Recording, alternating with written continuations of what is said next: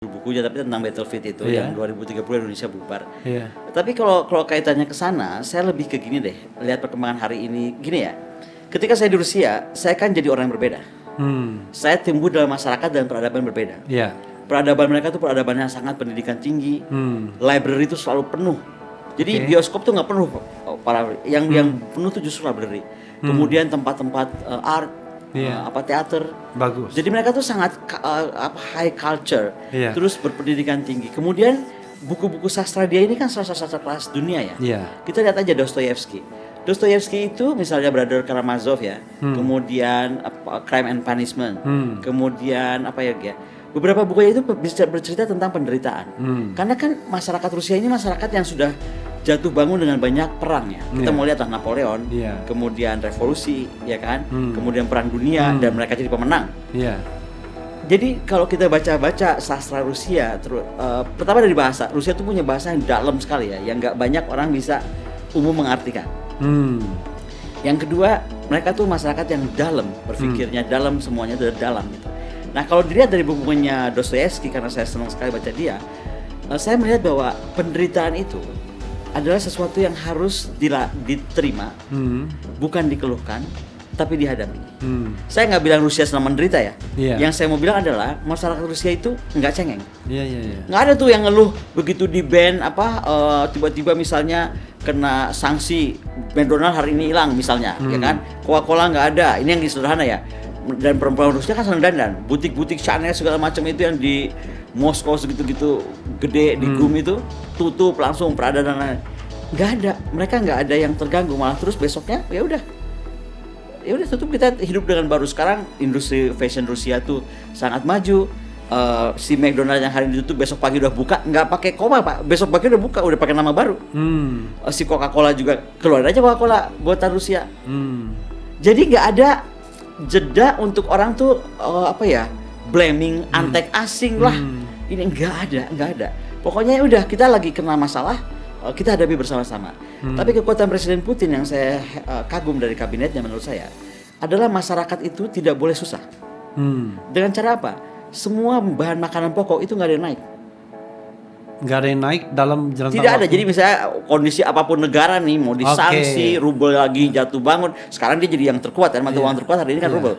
Bayangkan loh, dari saya datang tuh masih sangat, sekarang udah 3 kali lipat lah nilainya rubel tuh. Anyway, beras, minyak, pokoknya 9 bahan pokok lah, ya kan? Itu murah sekali. Jadi masyarakat ya udah, dan jadi ada trust kepada pemerintahan. Toh pemerintahannya apapun yang terjadi, masyarakat nggak diganggu kehidupan mendasarnya.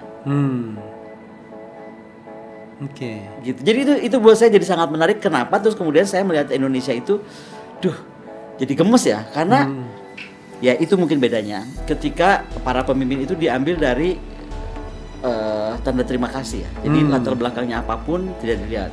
Kalau kita lihat sekarang Presiden Putin saat misalnya tadi saya bilang Chanel di ban, ya, kemudian yang nge-ban Rusianya sendiri. Sanction enggak, Eropanya dong. Eropanya sampai pohon, sampai anjing mau ikut kompetisi nggak bisa. Udah keterlaluan banget lah Eropa tuh. Oke. Pokoknya nggak ada negara yang pernah disanksi sebanyak Rusia. Orang yang gara-gara perang sama Ukraina. Gara-gara perang ini. Nah, yang mereka buat malah kemudian ada seorang anak muda mantan Menteri Ekonomi namanya Maxim Oreskin. Dia sekarang menjadi Prime Minister. Jadi kita tuh ada beberapa Prime Minister. Koni Bakri sindir keras Indonesia. Di Rusia, harga sembako tetap stabil, rakyat didahulukan. Ini yang paling saya kagumi dari Putin. Saat negara disanksi, harga kebutuhan pokok tetap stabil. Bandingkan dengan Indonesia. Herannya saya itu kan saya bisa cek dari mana buzzer-buzzer itu. Lebih shock saya kira. Ya ampun, negara kayak nggak punya tuan. Ternyata buzzernya dari istana. Ya dan lain-lain. Kan kemarin kan Mbak Koni pernah begitu kan?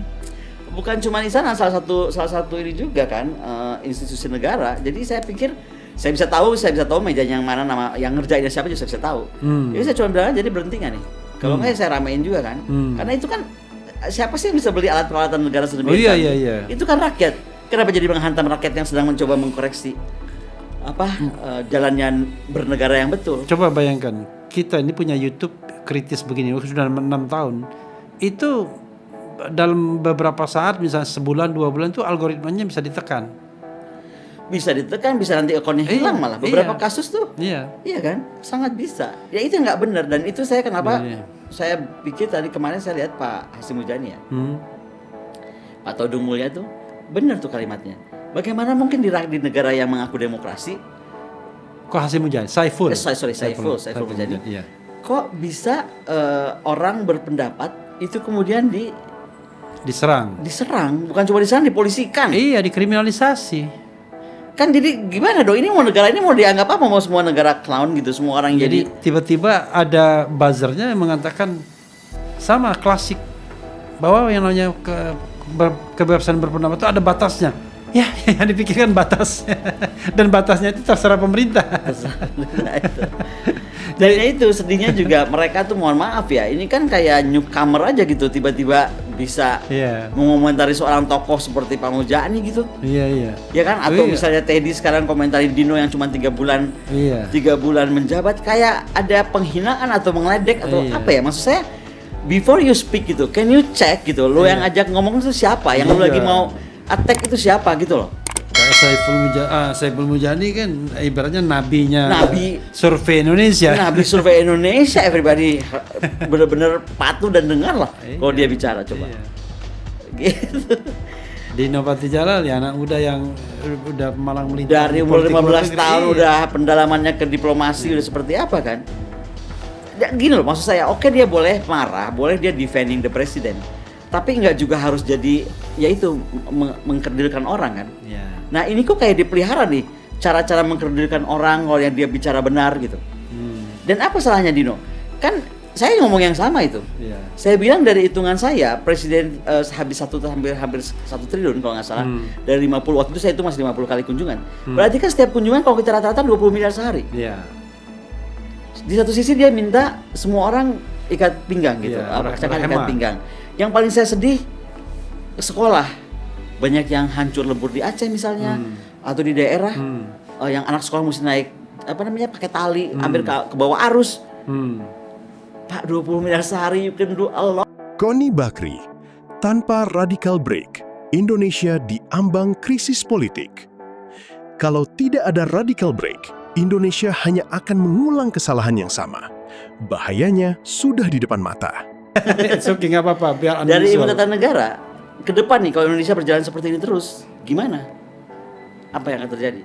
Apalagi ya dengan urusan dolar yang akan terus nggak bisa tahan kalau tetap program-program tertentu nggak bisa di stop. Ya kalau saya gini, sederhananya adalah ini kan nggak bisa continue. Jadi gini, harus ada, kalau istilah Rocky itu radical break. Radical break. Ya. Kalau nggak ada radical break, kita nggak bisa. Jadi ini ada break, lalu kemudian dibangun baru politiknya, sosialnya dengan cara yang jauh lebih baik mungkin. Karena kalau misalnya kita terus begini, saya bilang begini, sederhananya, kita misalnya mengandalkan election ya, mengandalkan pemilu. Kalau saya bilang tahun 2029 nggak usah pemilu deh, ngapain pemilu? Ngabis-ngabisan duit aja. Kenapa? Kalau Prabowo pengen jadi presiden lagi, dia pasti menang. Udah pasti. Ya. Lalu buat apa pemilu? Kan berarti cuma stempel doang, kayak zaman Orde Baru jadinya. Iya, hanya persyaratan. Iya.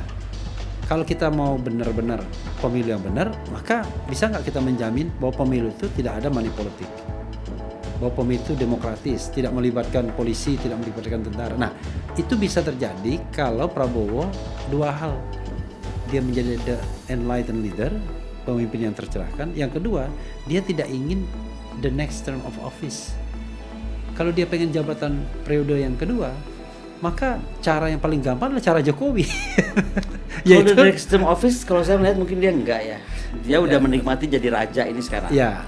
Tapi dia akan kasih orang yang dia sayang. Ya, itulah masalahnya. Artinya kan dia seperti Jokowi. Setelah 2 periode, dia ingin melanjutkan dinasti politiknya karena orang lain. Ya, karena itu dia kemudian cawe-cawe. Nah, sama, nanti Prabowo begitu juga. Oke, saya udah capek, saya udah merasa cukup, tapi saya pengen tetap kaki saya tetap terus berkuasa di pemerintahan dan akan diamini oleh kelompok-kelompok yang berada di sekeliling dia kan. Karena berkuasa itu enak. Sangat lah. Berkuasa itu enak kan. Nah kalau begini terus nggak bisa, kecuali tadi dia beyond dari itu jadi the enlightened leader, kemudian dia perbaiki semua ini. Kan Indonesia kan sangat paternalistik kan. Begitu Prabowo misalnya ingin memperbaiki, yakin tuh semuanya mau ikut kan. Sebenarnya lebih gampang menggerakkannya kan. Tapi ketika pemimpinnya suka dipuji, suka dilulukan, ya semua orang begitu kan. Wah begitu ada yang mengkritik Mr. T misalnya, tiba-tiba seorang jenderal mengatakan wah pasang badan ya kan. Baru kali ini ya ada jenderal pasang badan buat letkol. Saya nggak sempat dengar tuh, ada ya? Ada. Oh, ada ya? Ada. Coba bayangkan, biasanya kan letkol pasang badan buat jenderal kan? Jenderal, ini kebalik. Ini kebalik gitu. Ya, karena letkolnya juga letkol kuadrat. Berpikir itu harus futuristik, ke depan. Sedihnya saya di Indonesia, ya kan? Itu kok makin kayak nggak ada ya. Pokoknya contohnya program-program itu pendek, cepat. Kalau bisa dana komandonya di depan, ya kan? Kemudian begitu udah untung ya sudah, selesai. Saya nggak ngerti nih kayak IKN, ya kan? Orang sekarang soal lupa sama IKN, karena kalah sama MBG yang 1 triliun ya. Tapi jangan lupa IKN itu udah berapa ratus triliun. Itu uang siapa? Dananya sudah kemana saja? Nggak ada pertanggungjawabannya. Kok nggak ada pertanggungjawaban? Kita dulu Hambalang aja Pak SBY bikin kita rame. Itu Hambalang segede apa dibandingin IKN? Loh, kok sekarang kita kayak mengulangi lebih gede lagi? Jadi kalau ini dibiasakan, kita nggak perlu nunggu perang dunia ketiganya Pak Refli tadi, nggak usah. Koni Bakri bongkar dugaan buzzer negara. Kritik dibungkam, demokrasi terus dipertanyakan. Saya tahu buzzer itu dari mana. Yang mengkritik justru diserang. Sementara demokrasi terus dipertanyakan. Terima kasih sudah menonton. Jangan lupa like, komen, dan subscribe. Sampai jumpa kembali.